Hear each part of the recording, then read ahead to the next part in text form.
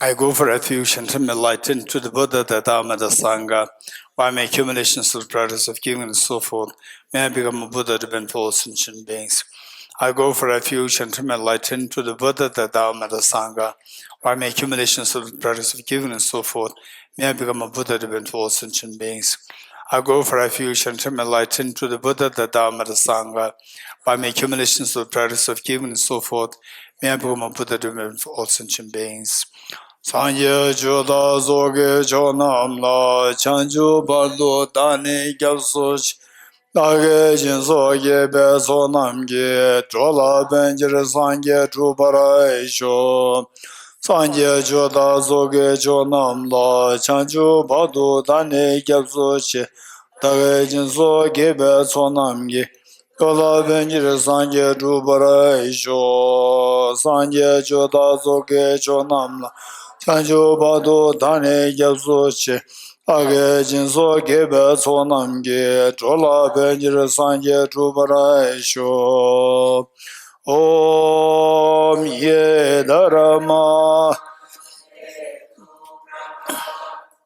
Etum Te Sham Data Gato Yevatat Te Sham Chayo Nirodha Evam Vati Mahashramanaye Svaha Om Ye Dharma Hetu Prabhava Hetum Te Sham Data Gato Yevatat Te Sham Chayo Nirodha Evam Vati Mahashramanaye Svaha Om Ye Dharma Hetu Prabhava Hetum Te Sham Data Gato Yavatat Te Sham Chayo Nirodha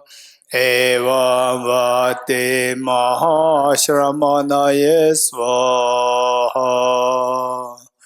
All phenomena arise from causes. The causes are taught by the Tathagata. The cessation of causes as well as taught by the great seer. Okay, which verse were we reading? 70. Okay. So thus far what he said is that the number 69, which reads, the conventional world arises from afflictions and karmas, and the karmas arise from the mind, and the mind is accumulated by the propensities, the imprints. And when free from propensities, the mind feels the happiness. So this is, if we can remember, for all of us, of you, me, all of us, we talked about ceasing of karma's afflictions,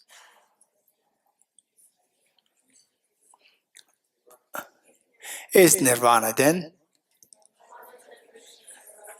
karma's afflictions arise from conceptualization of inappropriate attention, which in turn arises from the elaboration of self-grasping ignorance.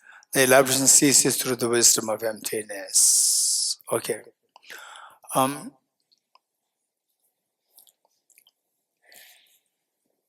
Finally, what we said is that we want to eradicate, we want to stop the tears of samsara. This is what we want to do.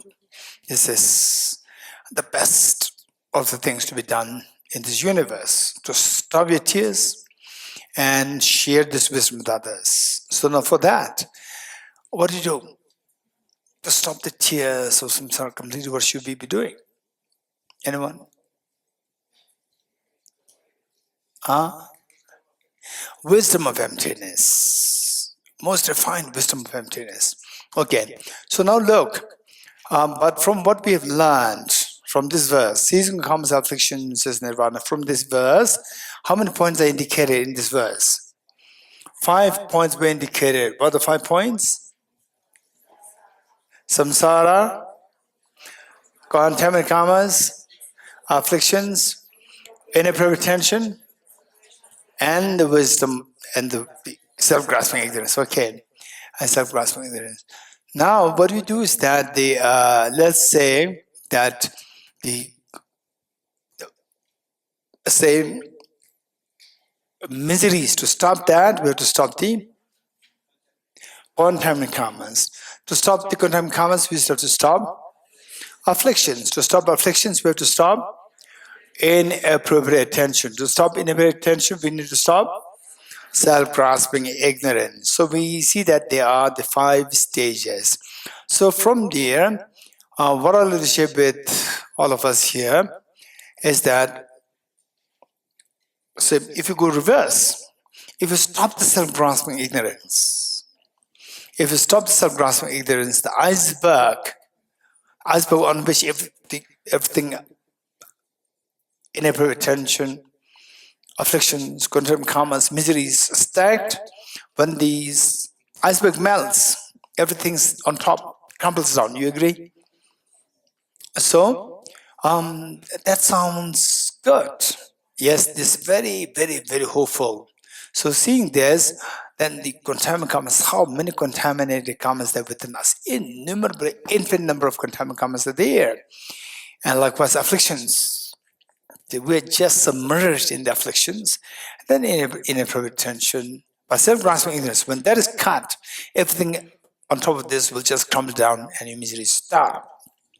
But in reality, how can we get to emptiness? For example, let's say that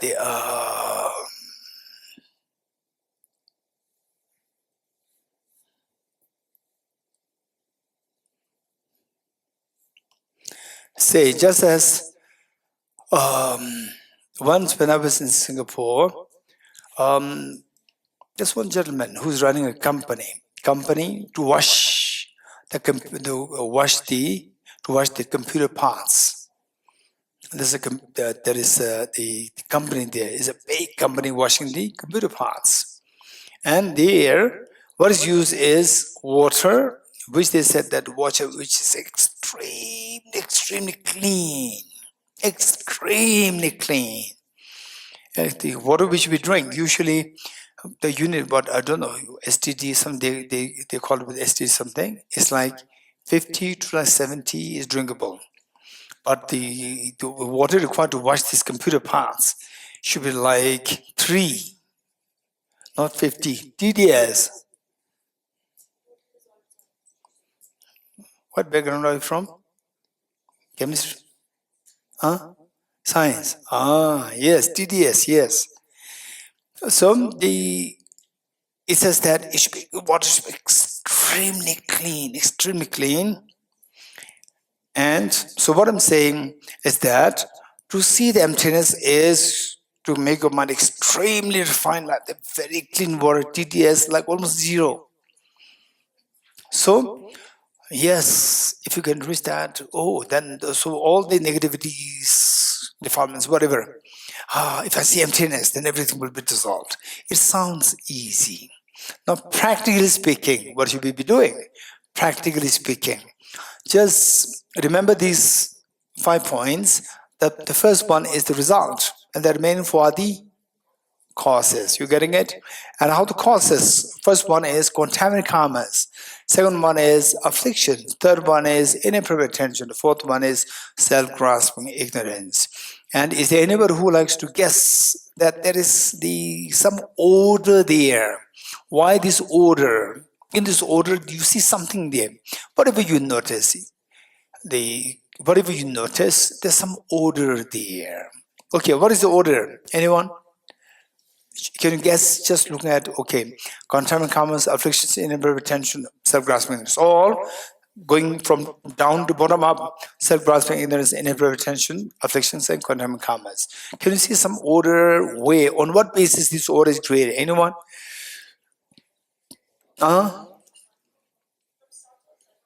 Subtle cross or causally, Maxim, Mike, Maxim. Okay.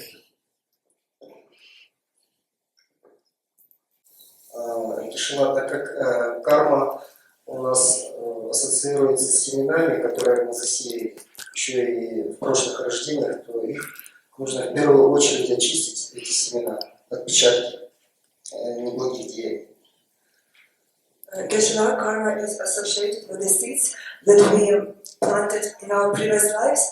So to stop this karma, we need to purify these previous seeds. Okay. Okay, good. Thank you. Okay. So what the Dana said, it's in the form of the level of the subtlety. So let's say that once when I was in Israel, when I was in Israel, my host took me to cafeteria next to the ocean. Just ocean, not like a beach. It's like a cliff, rocky cliff, and then it's just ocean water there. And with the cliff, on top of the cliff, the restaurants were there. So from there, I was observing the water. Water was very, I don't know how clean that is. It's a salt water, but it looks very clean. And what happened was that there were the motorboats come by very fast motorboats. And what I noticed was that, okay, look, this is very important. What I noticed was that the motorboats, when they move, they create waves. Very strong waves are created, whitish waves. Okay, how many of you have seen such things? Raise hands. Where the motorboats, whitish waves are created, and that's very good. And I was observing, but the boat left, then the whitish waves, they subside. First the whitish wave. Then, so finally what I want to see, I want to see the crystal clear nature of the water. But with the whitish wave, can you see the crystal clear water? You cannot see that. Number one is the whitish. So if you want the water is very crystal clear, you have to first stop the wave, ferocious whitish wave that should be stopped. So once that is stopped, what happens is in the water you can see the bubbles. The bubbles. When you see the water bubbles are there like this. And the bubbles are there, can you see the crystal clear water? You cannot see the crystal clear water. If you want to see the crystal clear water, you have to stop the number two, bubbles. Once the bubbles subside, then you see the very tiny sand particles, the sediments. But the sediments, can you see the clear water? You cannot see. Number three, if you want to see the clear water, you have to stop the sediments. So then once the sediment subsides, then a very, very subtle water current, force of the current inside the water. For example, say, your eyes may not see too visibly, but if you put your hands down, you can see the current, force of the current. You're getting it? So these current are there. When this current are there, first the current is there, again you cannot expect to see the true nature of the water because that is affected by the force of the current. Then to see the clear water, what should you do? If the current must stop. When that stops, what happens? Then the clarity manifests. That's the experience of the emptiness. Okay, now let's see. The very ferocious waves, water waves, this is a metaphor for contaminated karmas. If you don't stop the contaminated karmas, don't expect to realize emptiness. You're getting it? Number one, stop the contaminated karmas. Okay, what are contaminated karmas? Let's discuss later. Number two, once the contaminated karmas, the ferocious waves subside, then what happens? Bubbles were there. These bubbles are metaphor for the afflictions. If the afflictions are not removed, you cannot expect to see emptiness. You're getting it? So therefore, the power of the afflictions should be mitigated. Number two. Number three. So after the bubbles, what do you see? Subtle, the sand particles or the sediments. So sediments are metaphor for the inappropriate tension. If you have the sediments there, again, we can't expect to see the emptiness, the true nature of the water. So we have to stop these sediments. Inappropriate attention must be stopped. When that stops, then what do you see? You see the force of the current. You getting it? That current stops and the true nature of the clear water manifests. So, what is that current? That is the self-grasping ignorance. So, self-grasping ignorance stops, and then you see the emptiness. That is the ultimate hope. That is the ultimate hope for us to stop the tears of samsara. Okay, so Buddhism, this is so important. Sometimes we go so much into emptiness. This is very precious. We go so much into emptiness. Meanwhile, we don't pay attention to the contaminant karmas, afflictions, inappropriate attention. We don't pay attention to these. We pay so much attention to emptiness. What is emptiness? Affirming, non-affirming. This is the Tibetan debate. Like this. We don't pay attention to contaminant karmas, afflictions, inappropriate attention. If we don't pay attention to these, then to realize, intellectually you may get good understanding. Intellectually you get understanding. But experience is very different. Experience. Somebody who has a very thorough, say, intellectual understanding of emptiness, the same person, just continue meditating whatever was learned. There may not be no new learning, but keep meditating. Meanwhile, being aware of the contaminant karmas, afflictions, inappropriate attention, to mitigate the power of these. Keep meditating. Then experience can go deeper. And in fact, for example, the young scholars in the monastic universities, maybe like age 20, 25 or 30. So when they speak about emptiness, and His Holiness speaking about emptiness, for the majority of the people, this was same. But who experience, they can see the difference. His Holiness, just one line from there, experienced people will fold their hands. This is coming from His Holiness' experience. You're getting it? Experience, very profound experience. Whereas for other people, this young scholar, he's extremely smart. He's so fast. Then he can, cite from this text, that text, and reasoning, this reasoning, that reasoning, and so forth. Looks so smart. But the smart people will see that it's very shallow. You're getting it? Smart people see just even one line of His Holiness, they can see the gravity of the experience. They could feel that. So this is where it all depends on how much we take care of we put effort to remove the very forceful wave, whitish wave of the water. What is that the metaphor for? Contaminant karmas. So till we take care of this, if we don't take care of subduing the contaminant karmas, then expect to see the clarity of the water is next to the impossibility. So, what forms contaminant karmas? Ideally speaking, or just in a very easy, quick way, is any act of harming others. Any act of harming others that constitutes any act of harming others triggered by attachment to the self. So these fall under the category of the contaminant karmas. And what are they? There are thousands and thousands. But to put it very simply together, the Buddha put it in 10 forms known as 10 non-virtues. So identify the 10 non-virtues and try our best to stay away from these. So, in other words, we see that say anything which is harmful to others.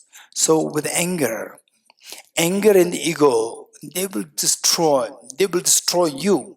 They will destroy your virtues. They will destroy. These are the karmas, contaminant karmas, like the very ferocious waves, which will disrupt the beautiful serenity, the clarity of the water. So the 10 non-virtues, 3 physical, 4 verbal, and 3 mental. 3 physical, what are they? Killing, stealing, and sexual misconduct. Killing, stealing, and sexual misconduct. So killing, for example, let's say, killing, of course, will not really go to kill human beings as such. But when talk about killing, so from the very gross killing human beings, to the very small ones, like killing insects, like say killing mosquitoes, and so forth. And then even subtler, I would say, even subtler, non-vegetarianism, even subtler.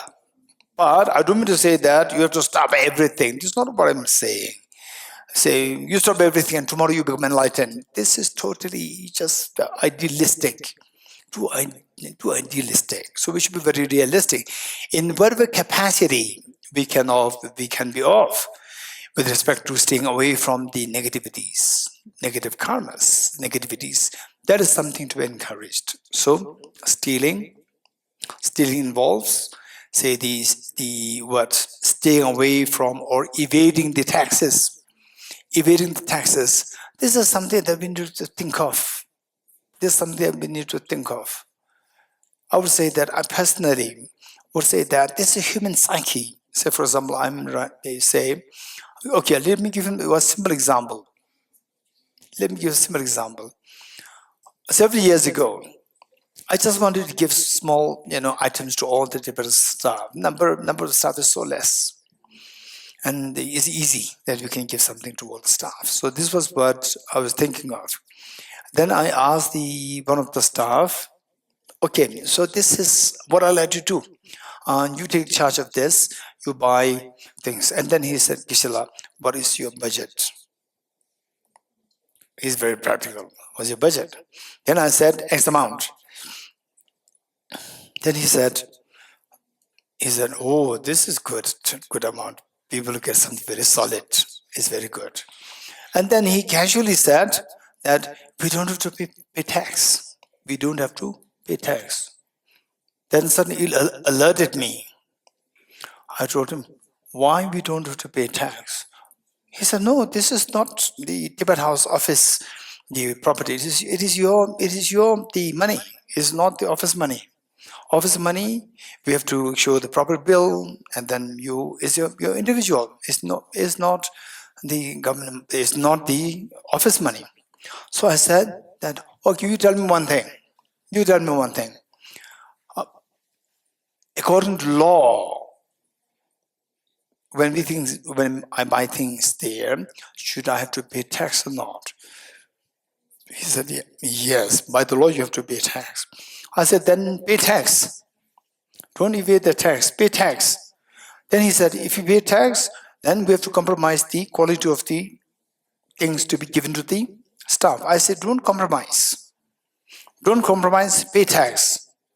Then extra money will go. I said, don't worry, whatever extra money of the tax to be paid, let me know, I'll pay. Don't worry.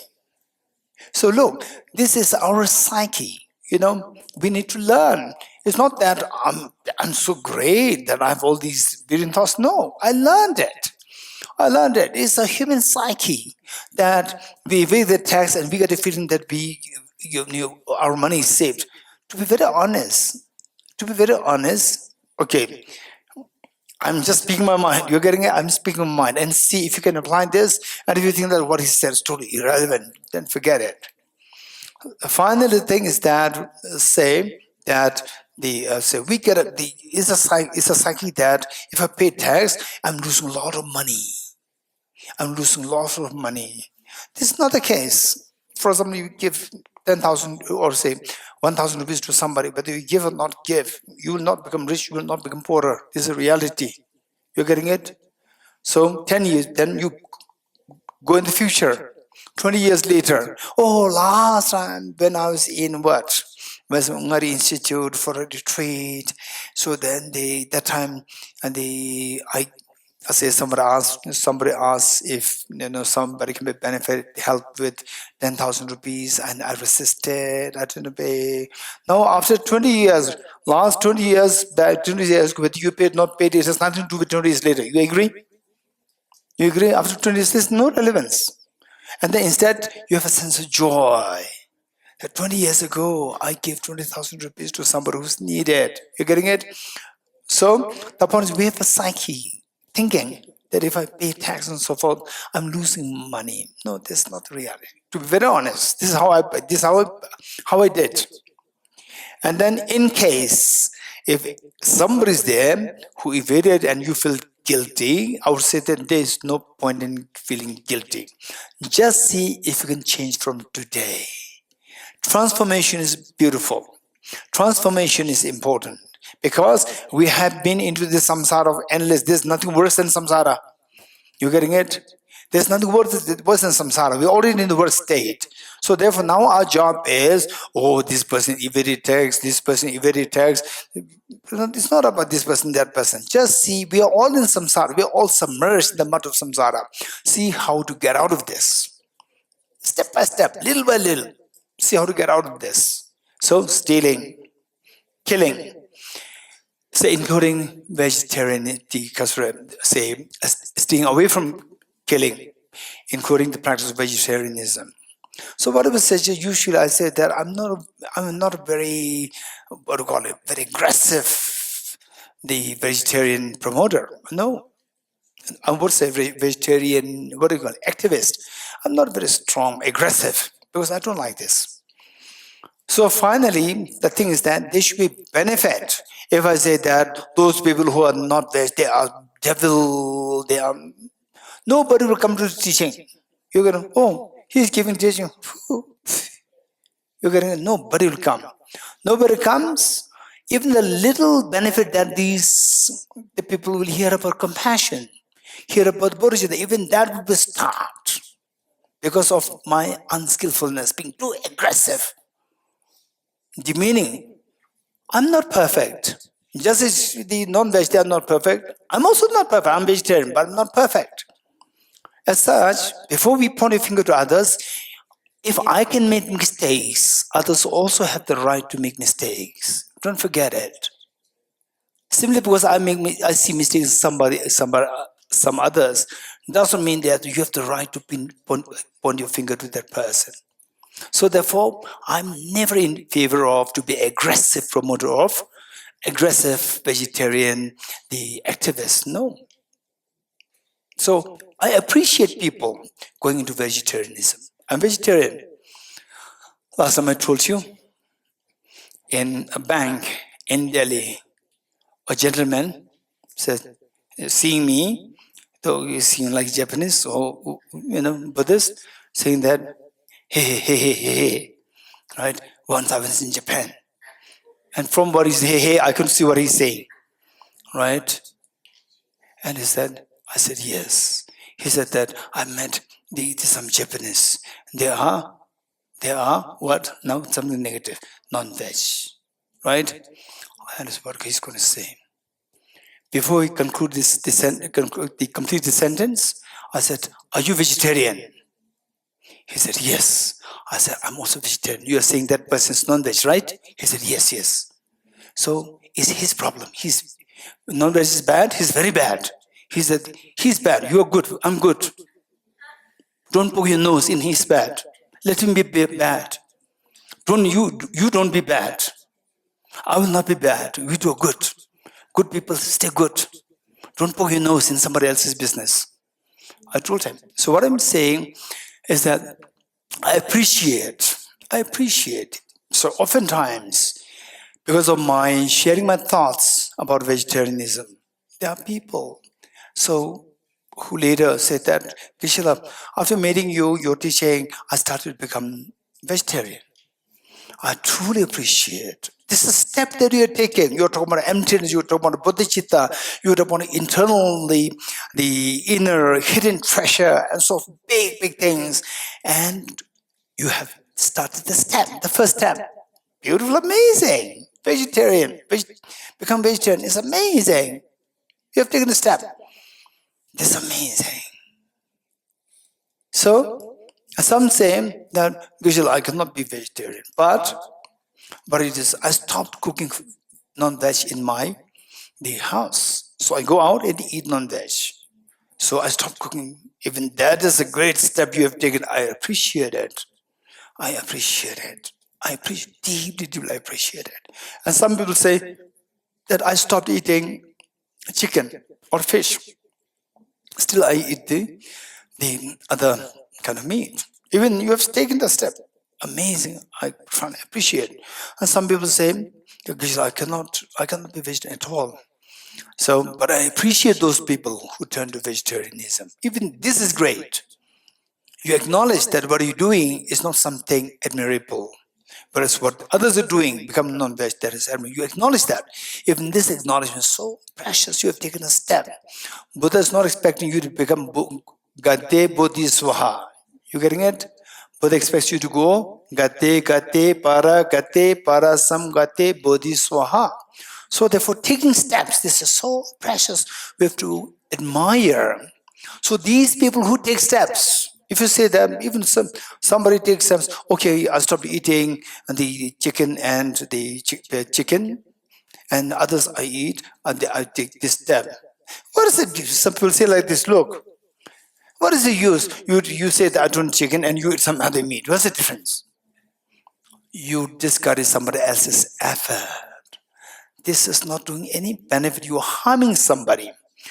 If somebody is going to become total vegetarian, this person who takes the first step to stay away from eating chicken, this person will take the next step to stop non-veg completely. And you are now discouraging that person because of your short-sightedness. So we should be extremely skilled, not very aggressively, because simply because that you are good in this. You're good in this doesn't mean that you're good in all other things. You getting it? For example, Jesus Christ. Some men, they were stoning the girl to death. Some men, they were stoning the girl to death. And Jesus Christ appeared and said, the first man to throw stone to the girl should be the one. Why you are throwing stone? Because this girl is into adultery, sin. If this is the case, the first one to throw stone should be the one who did not commit any sin in your life. All the men dropped their stones. This is what we need to remember.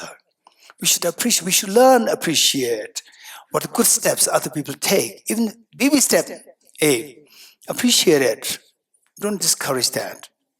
So these are skills that we need to develop. So, no stealing, no killing, no sexual misconduct. What constitutes sexual misconduct? What I would share with you is that you read Lama Tsongkhapa's first volume of there are 3 volumes, which is known as the Great Treatise on the Stages of the Path of Enlightenment. Great treatise on the stages of the path to enlightenment. In Tibetan, it is Lamrim Chemo. In Tibetan, there's only 1 volume, but in English, this volume is translated into 3 volumes. First volume has this, so I would suggest you to read more of this. And some people in Nalanda, I think Nalanda diploma course, which batch I don't remember too well. So there were so many topics to discuss. And they were so happy to discuss only on this part, sexual misconduct. Right? What was? And then saying that Lama Tsongkhapa, he wrote this book, he had no experience over sex and so forth. Right? He wrote all these things. No, if you want to indulge. Lama Tsongkhapa was not forcing you to indulge in these things. You're getting it? Read this doesn't mean that you have to follow. If you want to follow, don't follow. You're in samsara, stay in samsara. If you're happy, stay in samsara happily. Right? So these books are made for those people who are tired of samsara, who want to get away from samsara. For those people, if you are looking for excuses, okay, this, that, Lama Tsongkhapa, he did not have any experience of this. Who is forcing you? You don't do it. Right? Even the non-Buddhists, don't want to follow, don't follow. I mean, we don't follow, this is our state in samsara. You're happy? Stay happily in samsara. Enjoy. And continue to shed tears. Continue. So these are the things that we need to be smart enough. You're getting it? Nobody's forcing each other. The Buddha said, you are the master of yourself. Who else is there as your master? The one who tames one's mind is the one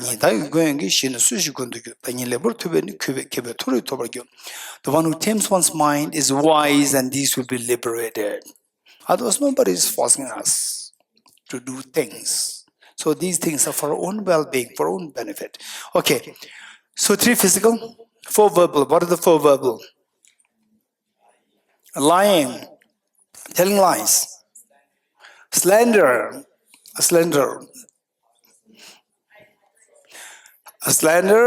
idle gossip, harsh words, lying, slander. What is slander? Creating division amongst people, splitting people, slander. Say two persons are friends, and then you create division, split. Let them become the enemies. So this is a slander. This is a great evil force. Lying, slander, harsh words. So harsh words, let us be very, very, very careful. Harsh words is very, very easy. Not easy outside, easy at home. Particularly harsh words towards your mother, and sometimes towards your father also. In fact, one time, there's one girl who is extremely decent. I would say that this girl is extremely decent, so matured. Once she asked me to come to her house. I went there. There was a father, and how she was treating the father was so like she feels just so sick of seeing the father. I could not believe. You're getting it? I couldn't believe. So therefore, what I would suggest is that the first thing that you do is at home.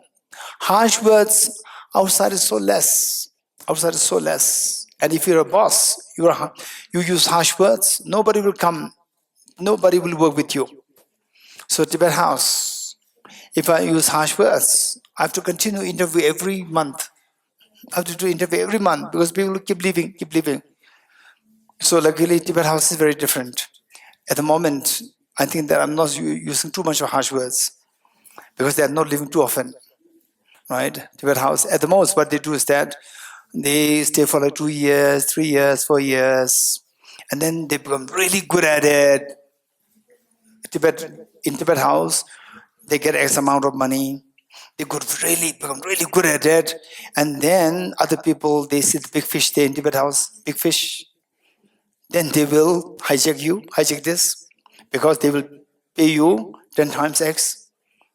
Tibet House pays only X amount, and then because you grow so good, now you become very expensive, and somebody will pay you 5 times X, and they leave. I say, leave. Good. Tibet House is not, because young people, they should grow. Tibet House gives you a platform to grow. Now go to the next level of growth. That's perfect. What's wrong? So we don't have to interview every month, which means I'm not using harsh words too often. Yes. Okay. But the Tibet staff, they're smart. If they think that they did something wrong, then they know that now Geshe is going to scold me. They come so confidently, as though they did not do anything wrong, right? They know that they did wrong, but they come so confident they did not do anything wrong. And I come to discover that. Why did you do that? He said, Geshe, you told us to do that. Right? No, I did not tell this. Yes, Geshe, you told us. Right? You told us. Then I said, okay, my memory may be gone. Okay. Right? Sometimes they say something which I can never ever imagine doing it. This is, Geshe, you told me to do that. Right? I said, impossible. Right? Impossible. Then I become more confident. I would say that, who taught you this? Who taught you that you told us to do this? Who taught you? Your senior told you, right? And they said, yes. They learned it from the seniors. You're getting it? Whenever you're in a problem, it's very easy. Don't be afraid. Go there confidently. Tell Geshe said, this is wrong. You said that, Geshe, you told us. Right? Then problem is over. Okay. This is digression. Okay.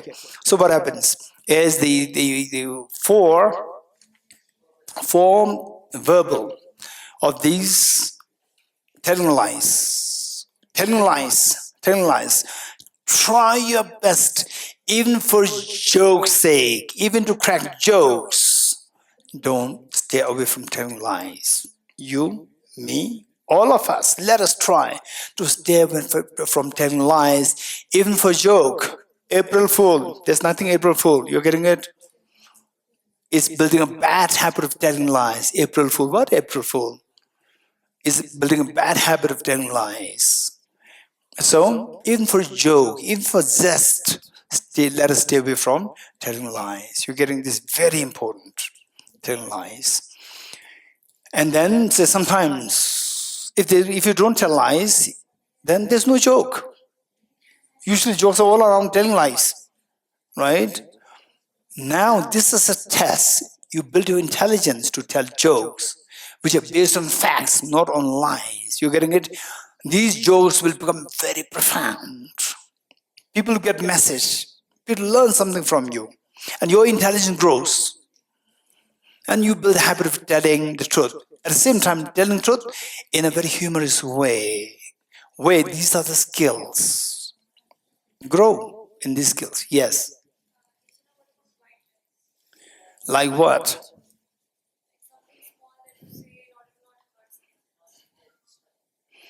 Okay.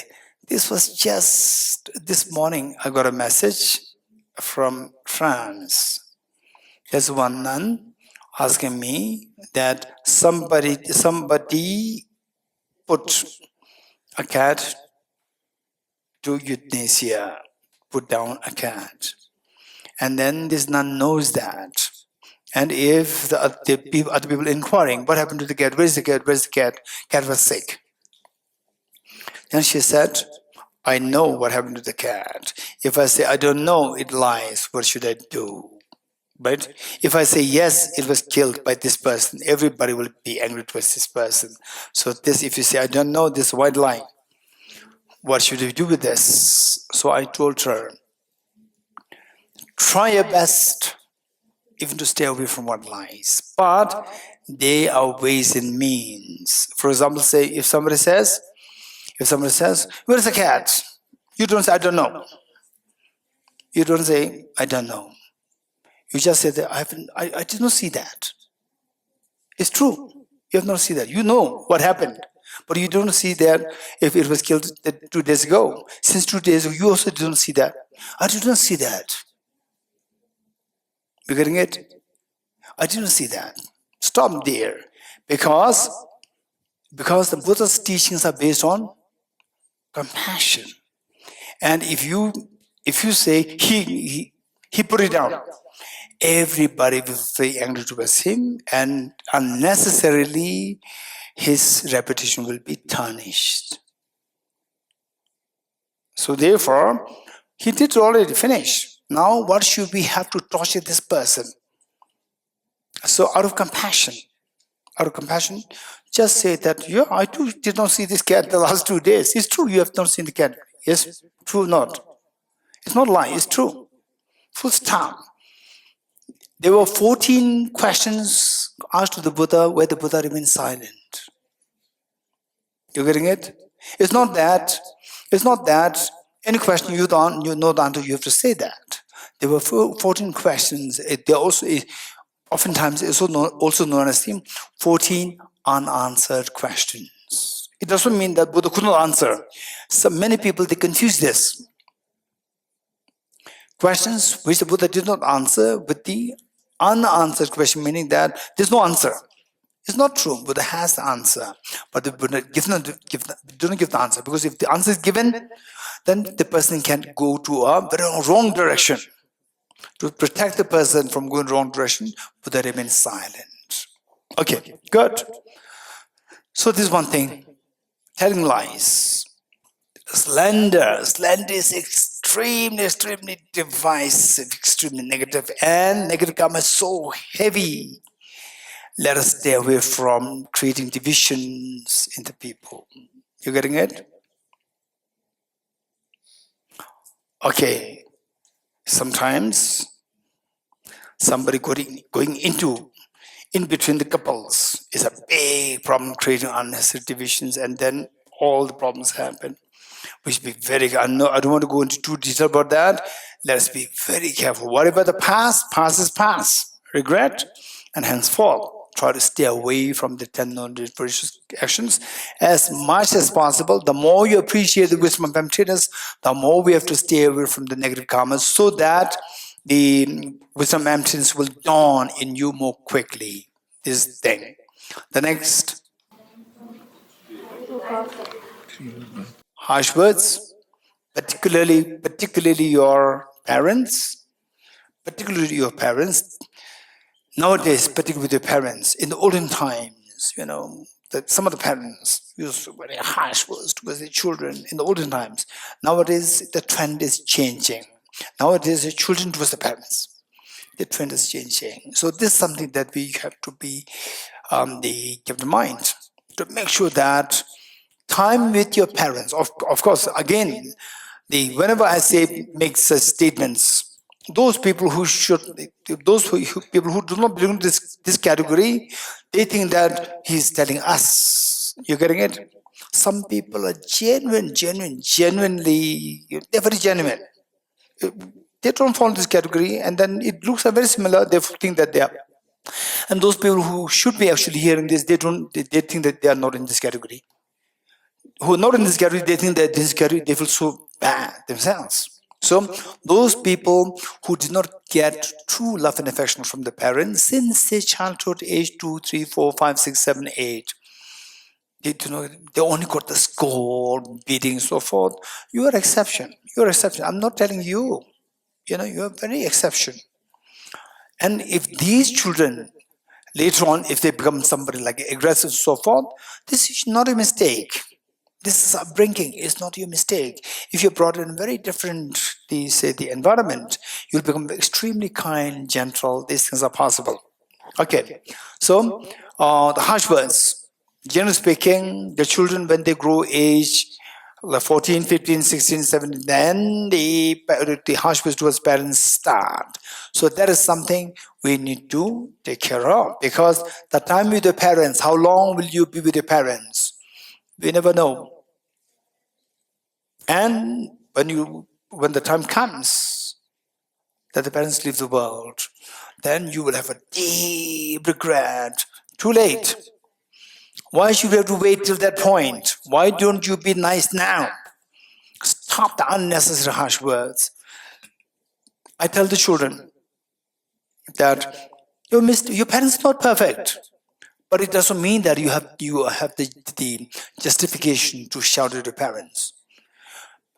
Not perfect means they can make mistakes. They may do things which are not proper. Explain. They may tell you something which you think is not right. Explain. You don't shout. Explain. And the parents are more experienced than you. You explain, they understand it, they will appreciate you. Generally speaking. But there's a rare case where the parents, even if they understood the ego may not accept you. They may even just look down upon you. But these are very rare cases. If you belong to this category, then you have to, go to meet with teachers and so forth, and then see how to deal with situations. Otherwise, but generally speaking, you have to just explain these things. Explain things well, and learn how to articulate your thoughts and explain things well, and eventually stop shouting at the parents. And you believe it or not, the parents, by seeing you after you explaining, stop shouting, the parents' face will glow. Because they don't want, they just absorb your shout. They absorb your shout because they will not come to the police. Because you are there, they love you so much. So the only thing they have to do is they have to absorb. Absorb means tension built up. Their lifespan will be shortened by you. Stress built up, their lifespan will be shortened. So therefore, what is past, past. Now change. Change, okay. So henceforth, I will not do that. So if the parents, whatever they are thinking, some mistakes, or I think wrong, I'll explain. Explain gently. No need to shout. No need to show anger. Explain gently. So this is how, and then the parents' glow will come to the face. They see you, they feel so happy. You can feel it. When you feel the joy and happiness, when the parents feel the joy and happiness, you will feel the joy and happiness yourself. And the parents' immunity, the joy and happiness will increase the immunity, the strength of the immunity. Immunity will be strengthened. And immunity strengthened, less likely to contract illnesses. Less illnesses, life longer, life expectancy increases. So always think about this. Always think about this. No need to shout. Okay, so what next? Then idle gossip. Idle gossip. Idle gossip, what I would say is that idle gossip, stay away from backbiting others. Stay away from backbiting others. Stay away from being judgmental. Stay away from these things. Idle gossip will automatically stop. Stay away from backbiting others. Stay away from being judgmental. Stay away from these.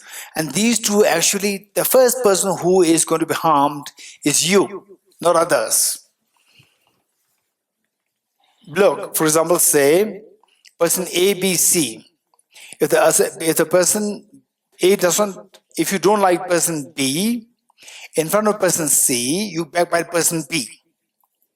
Then person C is if the person is a little smart, will think that, okay, she is backbiting person B in front of me. Now, in my absence, he might be backbiting me. You're getting it? In my absence, he might be backbiting me. Then the person will be a little cautious, will not share many of the things with you. In the eyes of in the perspective, in the eyes of that person, see the credibility. Credibility in the eyes of person C will go down. You getting it? Will not take it too seriously. Because you are, in a way, when you backbite person B in front of person C, you are telling person C that I'm backbiting you in your absence. Nobody will like that. You're getting it? If the other person C is very less mature, so immature, then person C may feel so happy. But person B and C do not go along well. Person C will feel so happy. That is the immaturity of person C. Instead, even if you don't go along well with person B, in front of person C, you don't have to say anything. You don't have to backbite person B. So why you are backbiting person B? To make him low so that he cannot attack you more. This is the ideal. Whether it happens or not, this is questionable. Now, instead of backbiting person B, instead of person C, even if person C talks badly about person B, you just listen. You listen. Know the fact that person C also doesn't like person B. But person B has many good qualities. It says that everybody has mistakes and everybody has good qualities. So, instead of just firing person C to talk bad about person B, instead of that, you appreciate person B's qualities. You're getting it? Oh yeah, that's true. But he's very compassionate. He's very loving, very compassionate. Or she's very loving, but she's very compassionate. Then person C will gradually see the difference between him and you. You are not backbiting. You don't know. You don't go along with person B, but you are not backbiting person B. Instead, you are taking good things about person B. And the person C will be amazed. Oftentimes, this will go back to person B, saying that this person B may be talking bad about you to somebody else, and that person will tell person B, okay, look, you are telling bad about him, but he's never talking bad about you. Right? And this person B will be a little bit of shocked. Wow, look, I'm weak and he's strong. She's strong, I'm weak. You're getting it? Then the person B will start to build respect in you. That respect is so forceful, very powerful. So these are things that we need to remember. Okay, good. What is that? Idle gossip. Okay, idle gossip, two things. Stop backbiting others and stop being judgmental of others. How to stop being judgmental of others? It's not that easy. The moment, okay, let's see, is it true or not? The moment you see somebody else, hello, this is what many people they tend to do, right? You see the person, you have amazing scanning power. You have amazing scanning power. You see the person, right? Or somebody else is coming, right? Oh, Geshe Dorji Damdul is coming. The person scans from the top to the shoe. Scanned already, right? And one of my nieces is so good in scanning. Right? I sent some photographs. She said, "Uncle, your shoes is not correct." She scanned already, right? And I was so amazed. There was a young girl. I'm not going to mention the name. And the moment I came, the girl looked at me like this. Scanned it so fast. So fast, amazing. So the question is, you learn not to be judgmental on others. But automatically it happens. Scanning happens. What should I do? Scanning happens. Oh, he's from the second class. He's from the big class. Look at his watch. It's amazing. Right? Because mobile, brand new iPhone 16 Pro Max. Right? Oh, look at this brand, that brand. Oh, no brand. Looks so poor. Right? So automatically this happens. What should I do? Right? So look at how this person talks. This person is not really educated, right? So it automatically happens. What should I do? Raise hands. It automatically happens, right? What should I do? Raise hands. Hey, being judgmental automatically happens. What should I do? Don't feel shy. Okay, it automatically happens. What should I do? Okay, to be very honest, I personally would say that practice compassion. Practice compassion, being judgmental automatically stops gradually. It will not happen spontaneously. It will not happen instantly. But it will happen. It's a beautiful practice where your compassion increases. Universal compassion increases. Being judgmental automatically stops. And somebody else judges you, you don't care. You become mentally free. You getting it? Whereas somebody else judges you, instantly you sense that person scans you like this. What do you feel? You feel unhappy, uneasy. Okay, now he's judging me. She's judging me. You getting it? But the parents, they look at you like this. This is not judging. They're making sure that nobody judges you. They scan you so fast so that others will not judge you. Right? This is out of love. Is out of love. If the parent says that, what is this cloth? What is this? Very cheap, change it, like this is out of compassion. Other people, they say, look at this, very cheap shirt, very cheap shoes. They will not tell you. They tell somebody else. This is being judgmental. You're getting it? Okay, so being judgmental is a disease that will stop you from uncovering your hidden treasure within. Hidden treasure, unfolding which otherwise will make you stop you all the tears, make you expand your happiness. This being judgmental is not being service to you, it's disservice to you in making you, extending your period of time, extending your, your time to uncover this hidden treasure. It will prolong, it will delay uncovering your Buddha nature.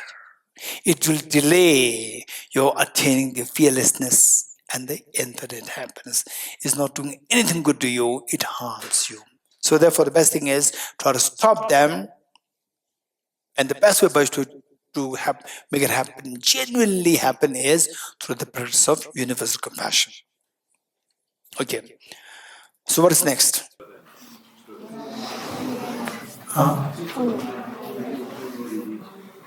Three mental. What are they? Covetousness, ill will, and wrong view. Covetousness is desire for the belongings of others. It's not just a desire. It's not just desire. Desire over the possession of others. Desire over the possession of others. This extremely negative, very powerful negative karma, which can potentially create all the problems, including human relationship. I don't want to go into detail, including human relationship and so forth. So all these jealousy, anger, and so forth happens because of the covetousness. The next is ill will. Ill will is not just anger or aversion. Anger or aversion, wanting to harm others, ill will. This again, extremely heavy negative karma, ill will.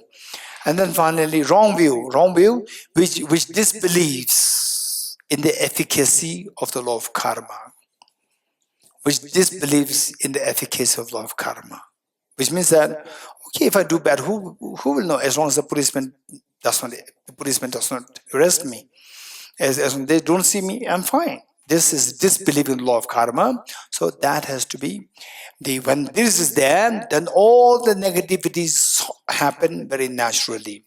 When the law of karma, the respectful law of karma is there, negativities will be much more mitigated. So these are the things that we need to keep in mind. So if you take care of these 10 non-vicious karmas and engage in refraining from these 10 non-vicious karmas, you are stopping the very forceful water, whitish waves on the water that is stopped. When that stops, then you're closer to see the clarity of the water. And there is the bubbles, afflictions. How to stop the afflictions? One is little bit of say controlling. For example, like cheesecake. Okay, reasoning. Cheesecake. Do I have to eat it? It looks tempting. I like it, tempting. But I already had my lunch. And now if I eat it, it's purely out of attachment, not because of, for my body health, nothing. Not to survive, just for the taste. Okay, I'll stay away from this. So like this, try to rinse it out and try to engage in things rationally without out of impulse or with purely out of desire. So try to stay away from this as much as possible. You, me, all of us. Okay, what is next? Covetousness, afflictions. So the anger is a sign of attachment, aversion, and ignorance. Anger is a sign of weakness. Anger is a sign of weakness. When you become angry, the mother says, a cup of tea, what kind of tea?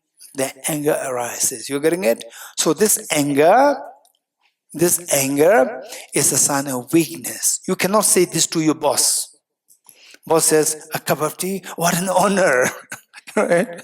What an honor. Sir, ma'am, what an honor. Right? Please, I'll serve you. You will never say this to your mother. Jimila. You must say this to your mother. What an honor. You getting it? So, what an honor. I'll serve you. You getting it? Okay. Amsala, yes? Mom, what an honor. You getting it? Okay. So what I'm saying is that where the anger is on a weakness, because you cannot express the anger to somebody who is stronger. You can show it only to the weaker person. You're getting it? Weaker person. If you say, if you really want to show anger towards somebody, show anger towards your boss. And then see the consequences. You are very strong. Right? Boss will fire you. And then you say, yes, thank you.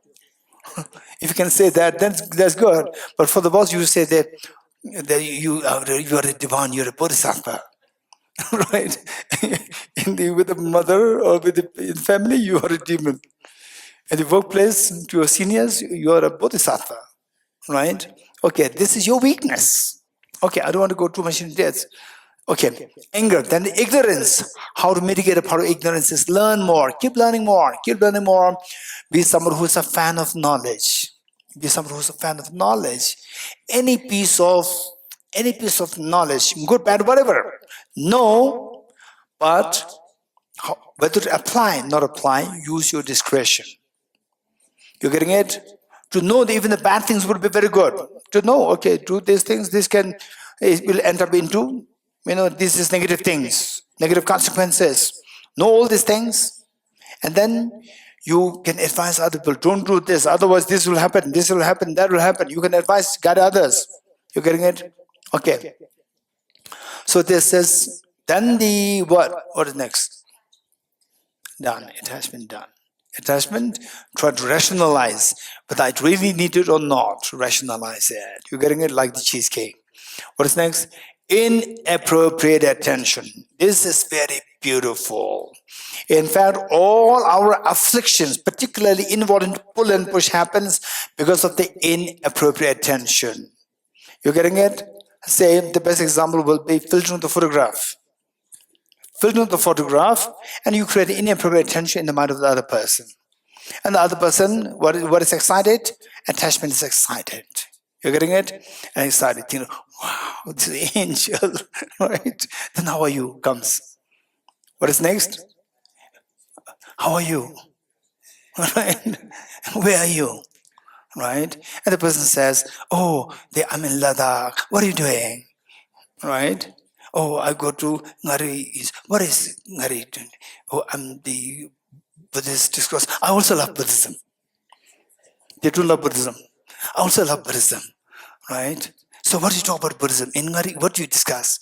Oh, we discuss emptiness. Oh, what is emptiness? It looks very interesting. There's no interest. It looks very interesting. You're getting it? This is all inappropriate, festering the inappropriate attention, then festering the attachment. And then finally, it ends up into aversion. You're getting it? Then when you see, smile. Feet is together, then start shouting at each other. Okay, so that is inappropriate attention. So inappropriate attention is where, how to mitigate? If we manage the inappropriate attention, then the affliction can easily be mitigated, easily be managed. How to manage the inappropriate attention? To learn how to see things in relative terms. There's no absolute good, there's no absolute bad. Everything's relative. You're getting it? Everything's relative. So for example, the one common example which I used to give is that your neighbor who throws garbage next to you every day, you feel so angry. Next time he leaves, and next neighbor comes, not only throws garbage, also plays a loud music on Sunday mornings. Then you'll miss the earlier neighbor. Because earlier neighbor is relatively better than the today's neighbor. You getting it?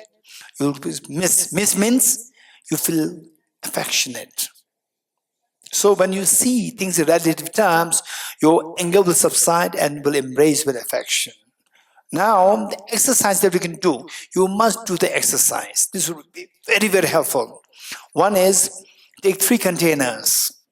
Take 3 containers. One with 5 to 10 degrees water, 5 to 10 degrees centigrade water, and other, let's say, the 40 degrees centigrade water, and the still other like 60 degree centigrade water. Keep 3 containers. Your left hand in the 10 degrees centigrade water, and right hand in the 60 degrees centigrade water. Keep it there for like 5 minutes. And then what will your left hand say? Left hand is so very cold. Right hand will say, it's very hard. You're getting it? Together. Now take it out, put them together in the middle container, both. Left hand will say it's very hard. Right hand will say it's very hot. It's the same water. Right hand you will feel it's very cold. Left hand will feel very hot. It's the same water. It's the same person. Okay. This is relative. There's no absolute hot. There's no absolute cold.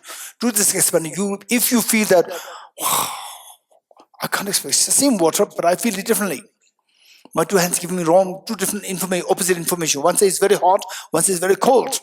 Then if you feel that there's something like the disbelief comes to you, which means that you are understanding the relativity of the relativity nature.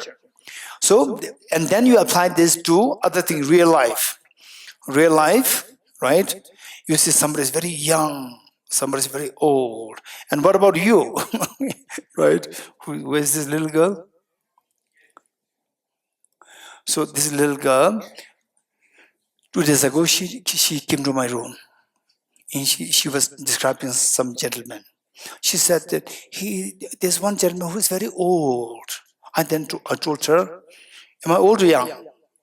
She said, she looked at me, said, you're old and young both. You're old and young in both, right? Then I said, no, I'm old. She said, no, you're young.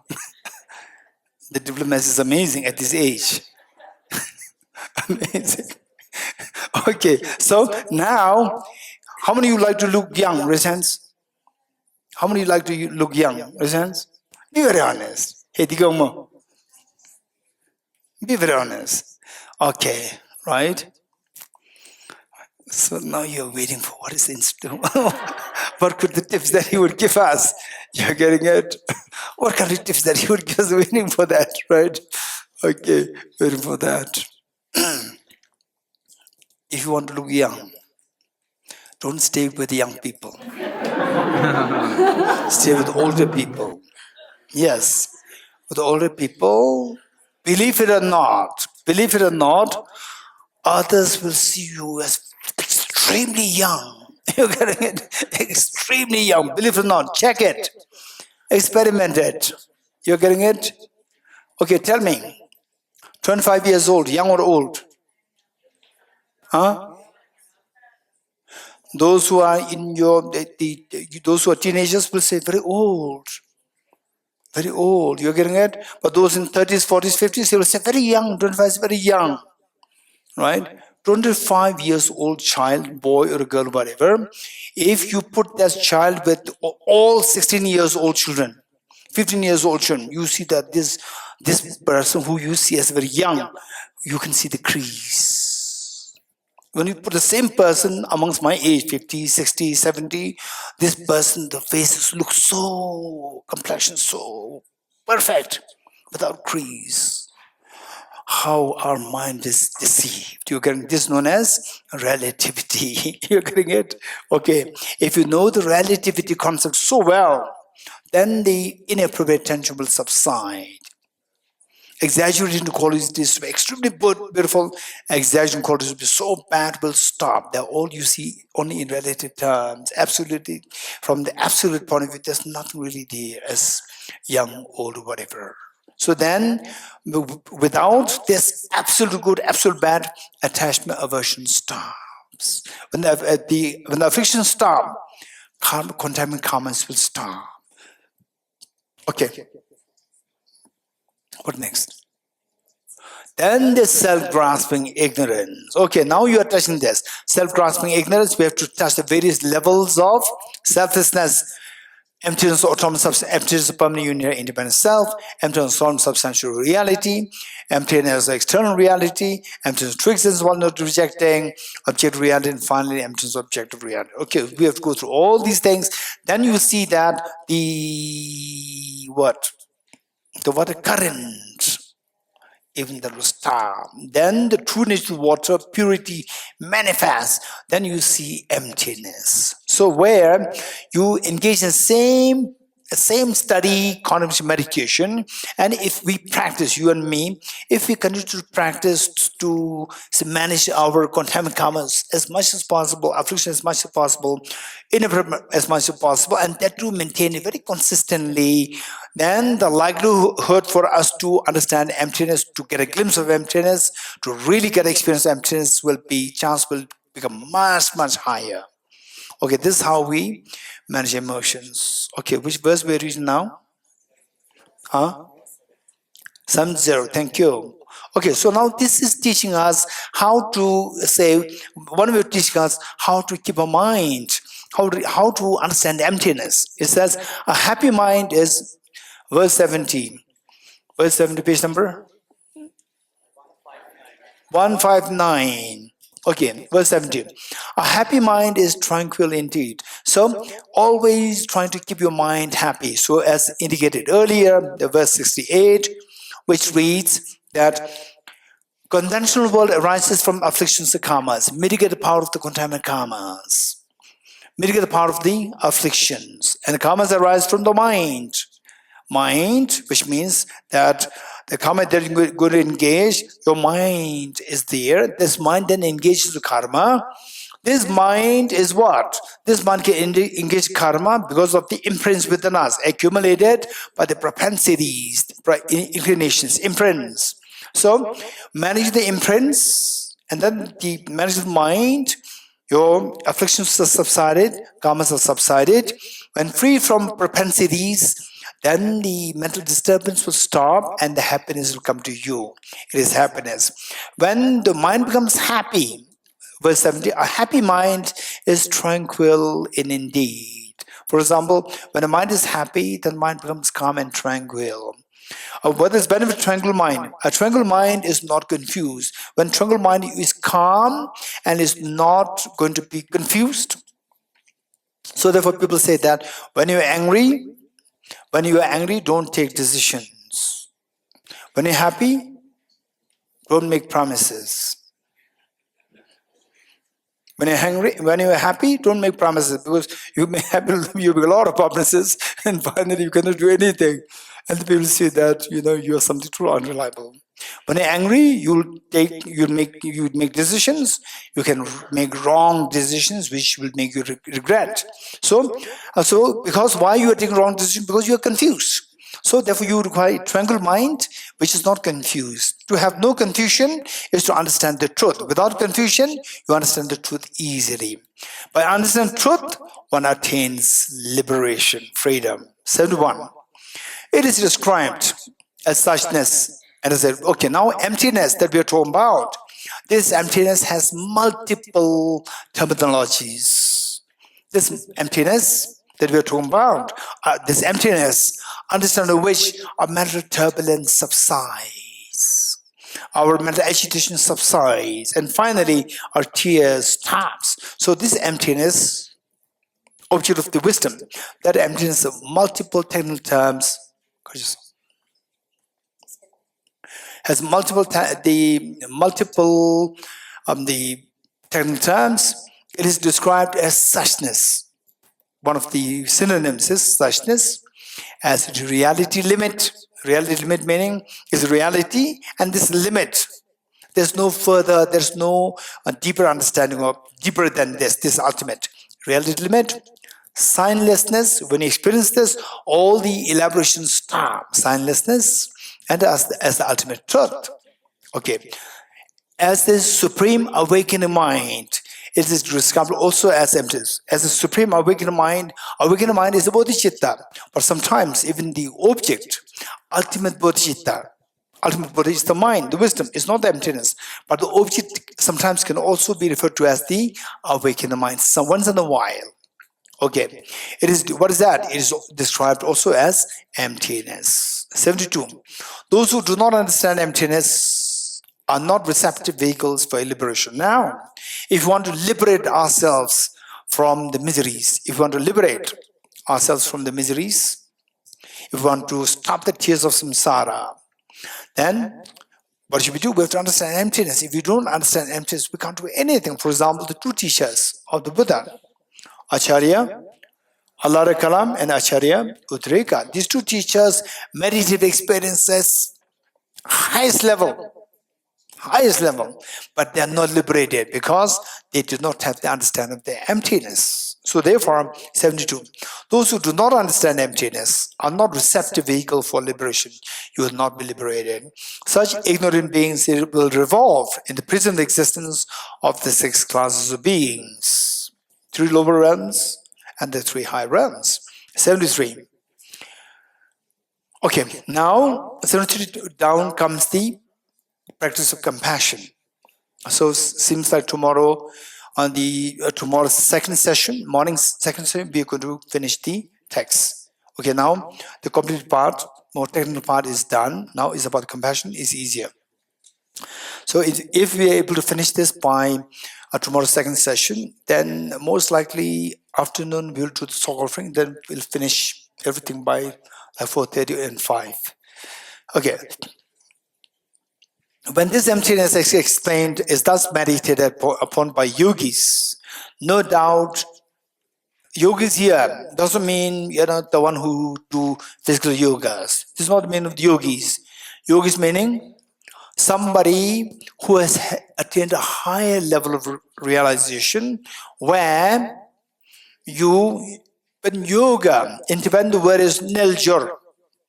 Yoga, Tibetan word is niljor. Niljor means the one who has communion in the proper way, or who meet with the reality, niljor, who meet with the reality. So what is that reality? Wisdom of emptiness. So who meet with the reality means somebody who realizes emptiness on a higher level. These are known as the yogis. So now my question to you is, what I said is that the two wings of the bird to cross the ocean of samsara. What two wings? Huh? That's all. Wisdom of emptiness and bodhicitta. Wisdom of emptiness and bodhicitta, or wisdom of emptiness and compassion. Very good. Correct. Thank you. Okay. Now the next question is, we said that we have to cultivate wisdom and emptiness separately, compassion separately, bodhicitta separately. So compassion and bodhicitta together, wisdom and emptiness separately. But here, the text says, 73. When this emptiness is explained, is thus meditated upon by yogis who meditate on emptiness, no doubt they will arise in them as a sentiment attached to others' welfare. What is that sentiment? Compassion. Attached to others' welfare. Attachment usually is used as negative desire, but attachment means the adherence, or say the tendency to work for the welfare of others. That is compassion. So with the wisdom of emptiness, compassion is bound to arise. Okay, my question to you is that how does it work? How is it that with the wisdom of, once you realize wisdom of emptiness, how is it that it says, no doubt they will arise in them sentiment attached to others? No doubt, meaning that spontaneously the compassion will grow. Okay, how? Maxim?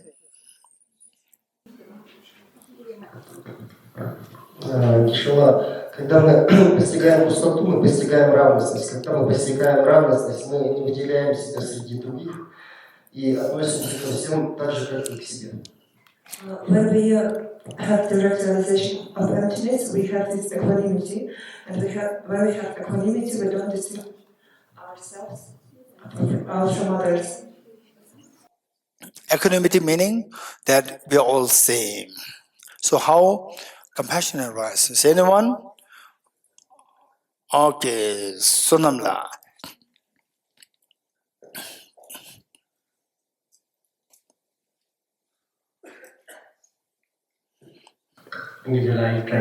Okay, listen. Let's all listen to what Yasona has to say.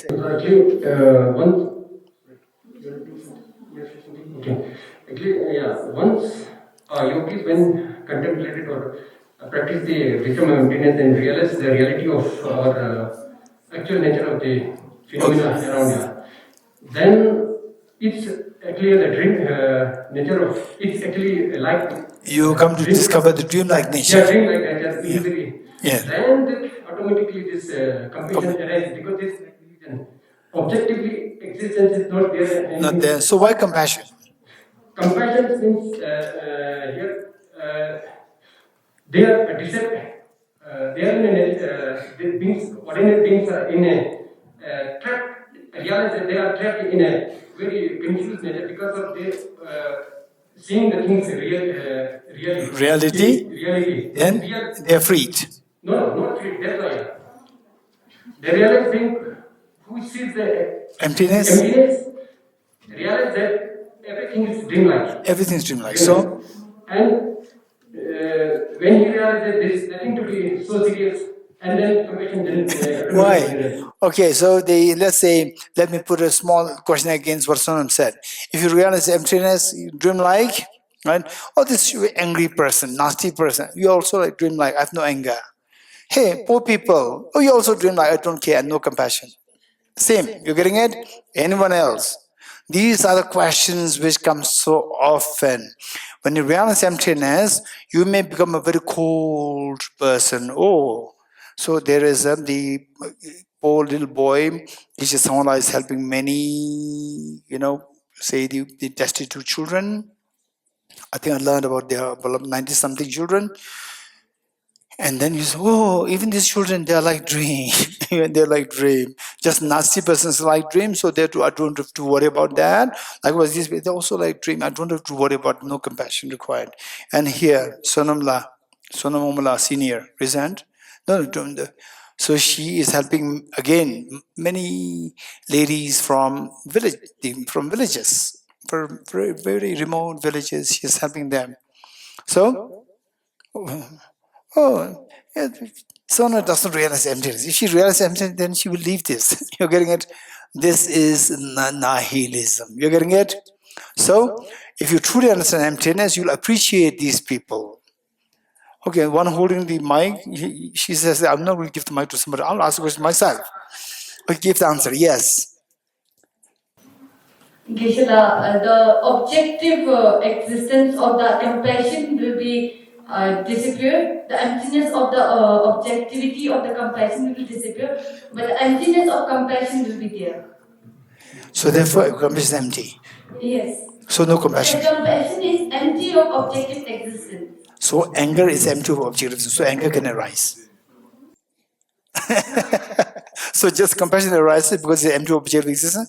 Anger can also arise because anger is also empty of objective existence. Same. Anyone else? Anyone? Okay, Acha Rimbila. Rimbila here.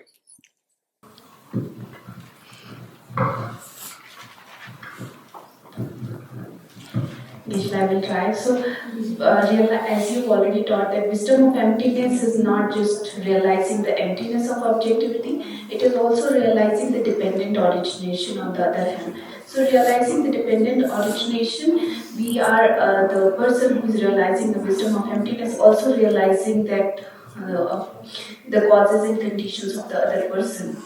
And so understanding all these things, so the compassion automatically arises. Are you sure? Yes. How?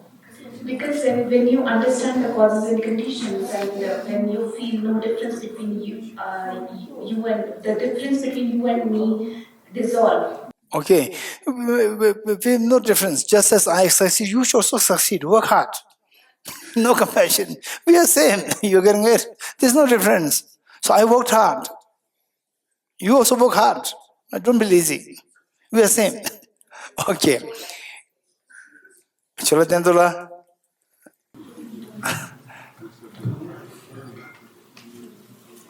대근 모든 바다 텔레비전 출마인 영원히 목행수도 개면 반이 도제와. So under the emptiness, you can avoid all your negative afflictions, but through dependent origination, you can expand your compassion. Because without dependent origination, you don't even get even a grain of sand unless you are a farmer. So that means even to get a grain of sand, you have to rely on a grain of rice.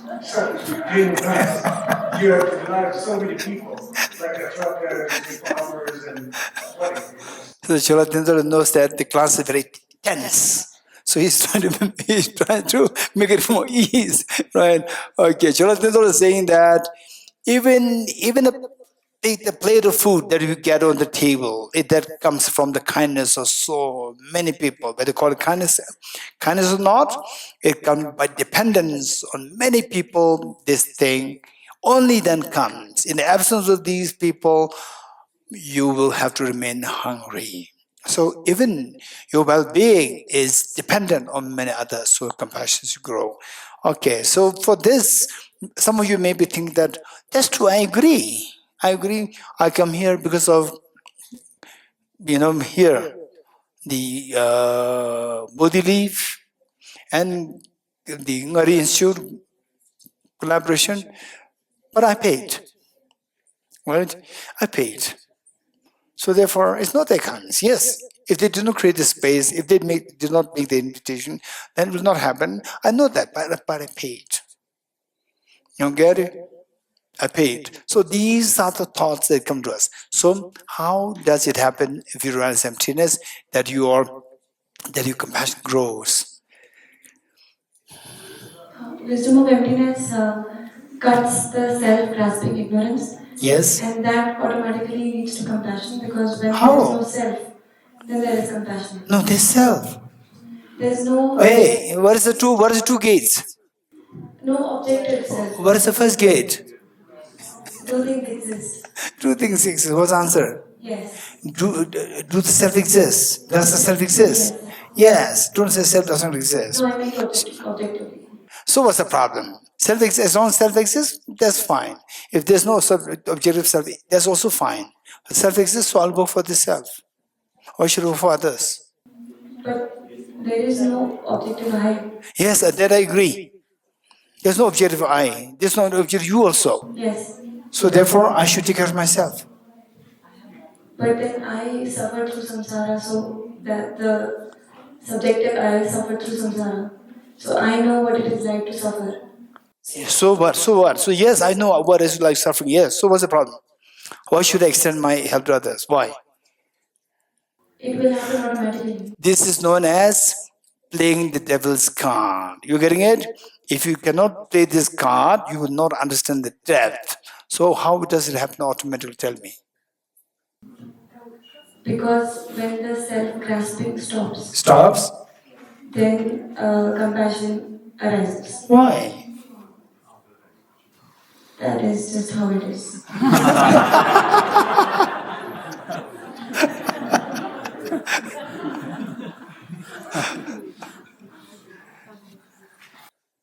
So, when you see the emptiness of self, then the love for the self decreases.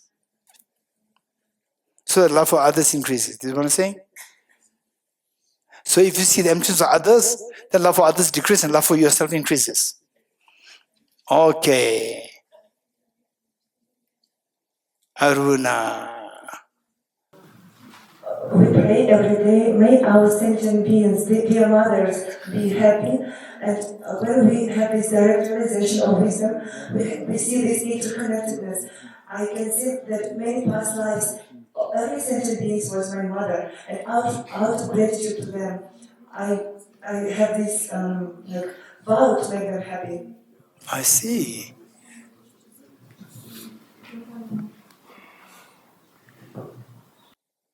So some people, they're very smart.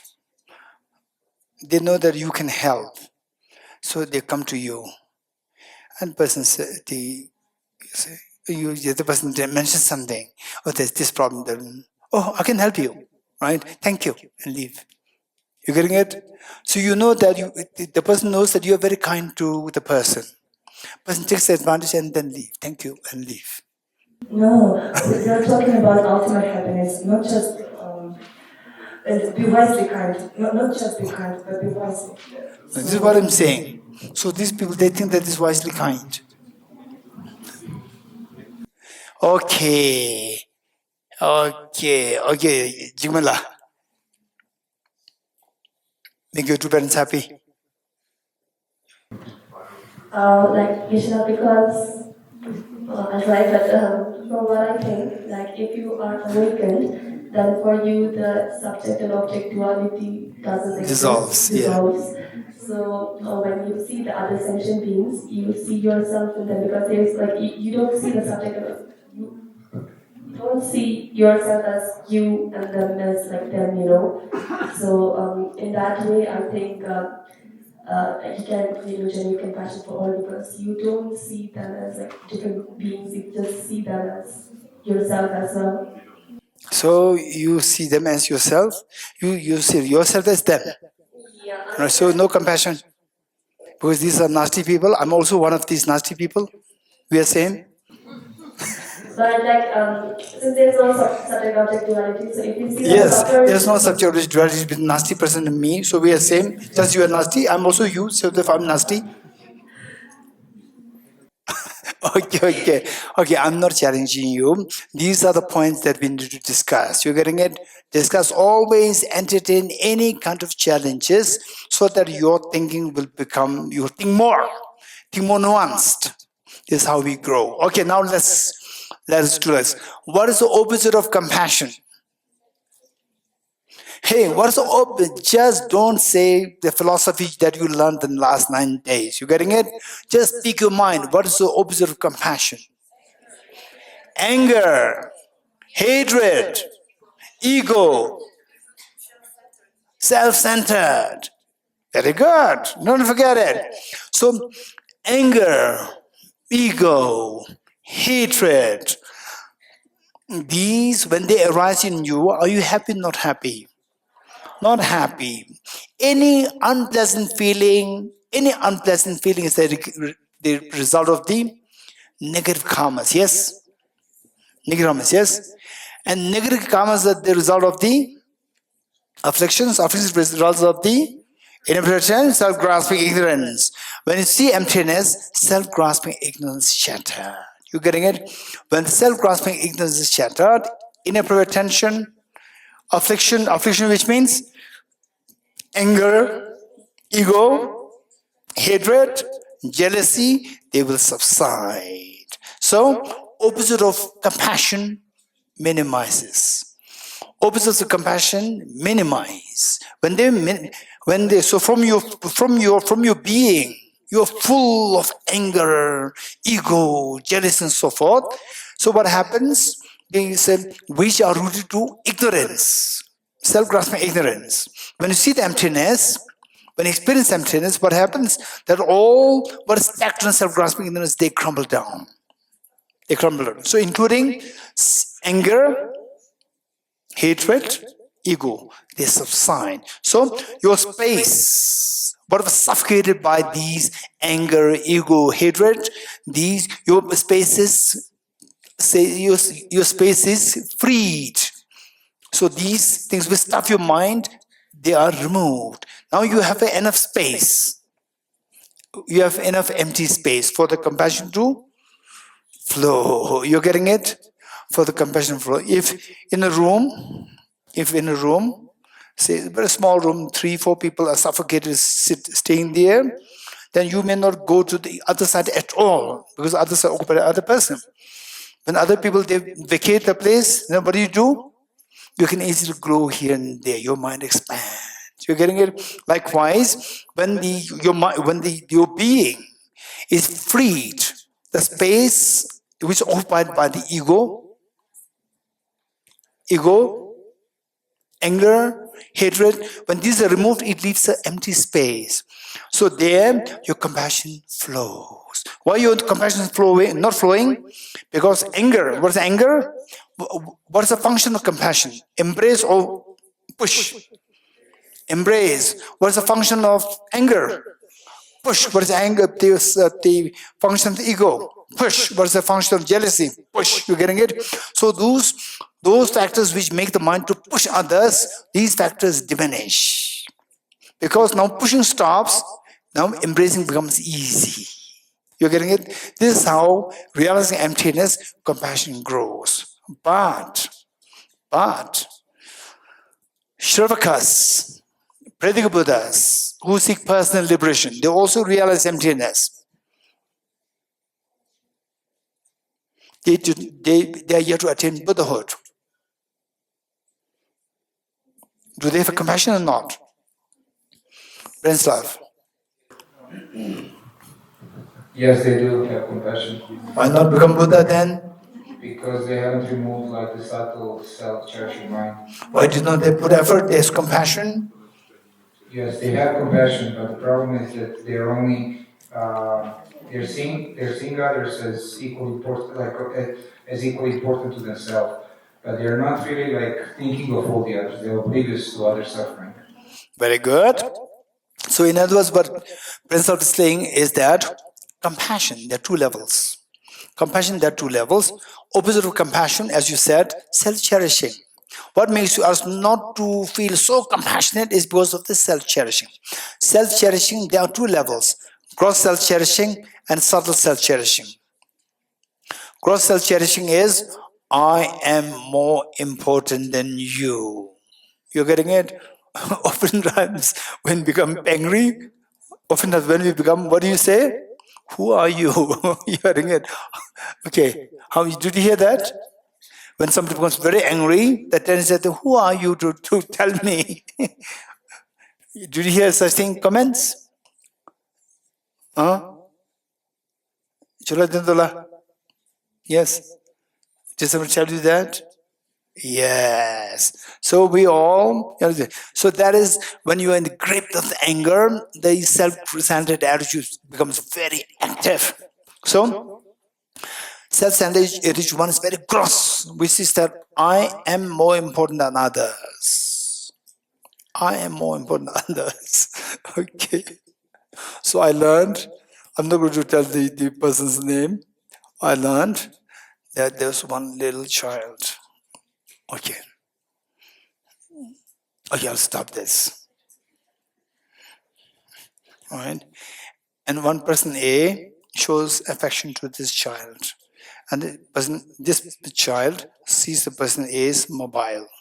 In the mobile, there are many other small children. This child deleted all the other photographs. Why?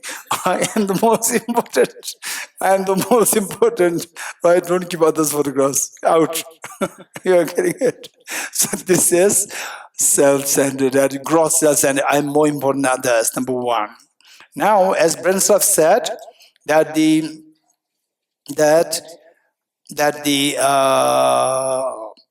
Shravakas and Pratik Buddhas, they don't have that thought that I'm more important than others, but they still have self-centered attitude. What is that self-centered attitude? This is a subtle self-centered attitude.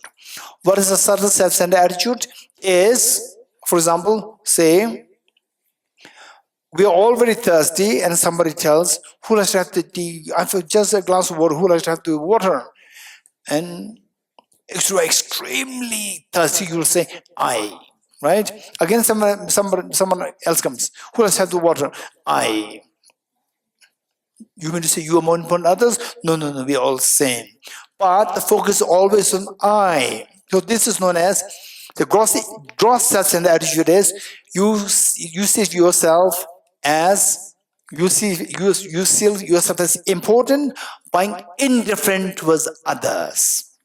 Gross self-centered attitude is you see yourself as important by indifferent towards others, which means you see yourself as more important than others by being indifferent towards others. This is a gross self-centered attitude, which the Shravakas Pratik Buddhas don't have. Next is, subtle one is, self-centered attitude is the one which cherishes oneself, not being indifferent, but being oblivious to others. These two are different. Indifferent is extremely strong word. It disregards others. Whereas oblivious is very gentle word. It's a very gentle word. It doesn't say that others are less important, but it is not, the awareness is not, the thought about others is not coming. It's just oblivious. Okay.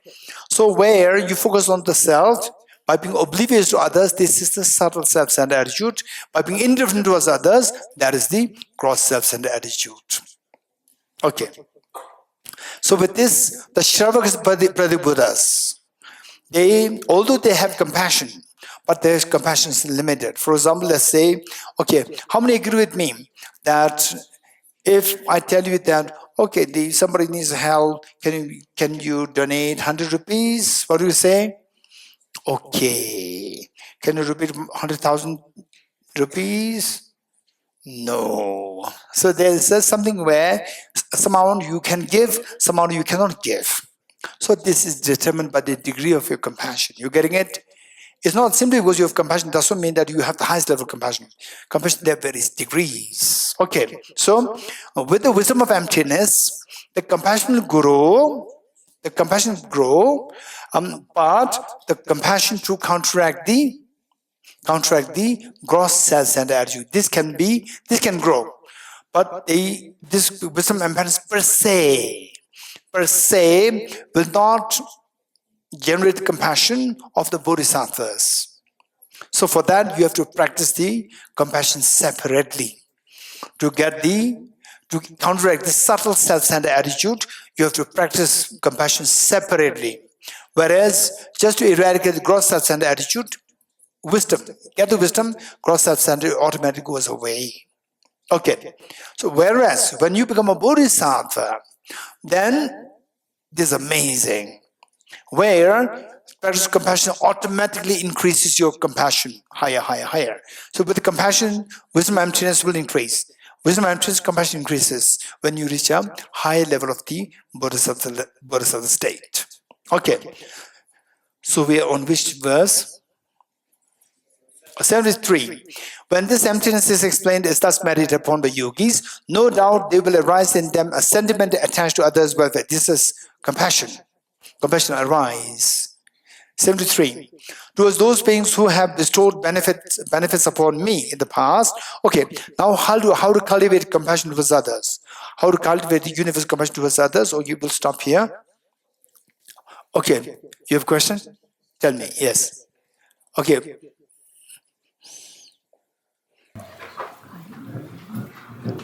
To add to the point that how I realize being who sees emptiness directly, how their compassion grows. Like in Madhyamika Avtara, we have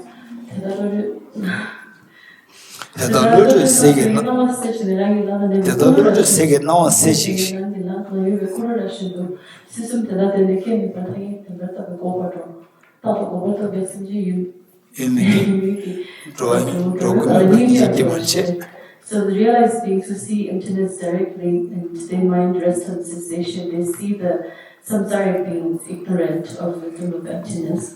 And that's another way how compassion grows for them. So what about the Shravaka Buddhists? They also see emptiness directly. But it's not emptiness of objective existence. Of course, yes. For the, yes. So? But these are bodhisattvas. This is what I'm saying. Both equal in understanding emptiness directly.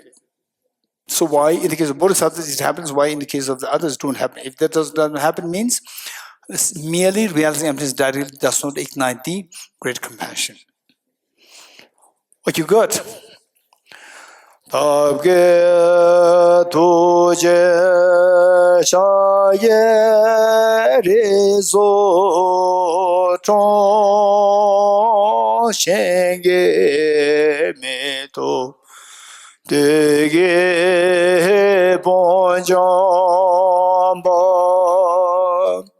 serge le mo tabo jebe ko shage gebo kela cha se lo o mone Mahamona Yeswa Om Mone Mahamona Yeswa Tabge Dhuje Chaye Reso Chon Shenge Meto Dege Bonjama Sege Lumbo Tabo Jebe Ko Shage Gebo Kela cha se lo o mone Mahamona Yeswa o mone Mahamona Yeswa Tabge tu je shageri so chong shenge me to dege bon jamba serge lumbo tabo jebe ku shage gebo kela cha se lo o mone mone mahamona yeswaha om mone mone mahamona yeswaha om mone mone mahamona yeswaha om mone mone mahamona yeswaha om mone mone mahamona yeswaha om mone mone mahamona yeswaha. Three positions together.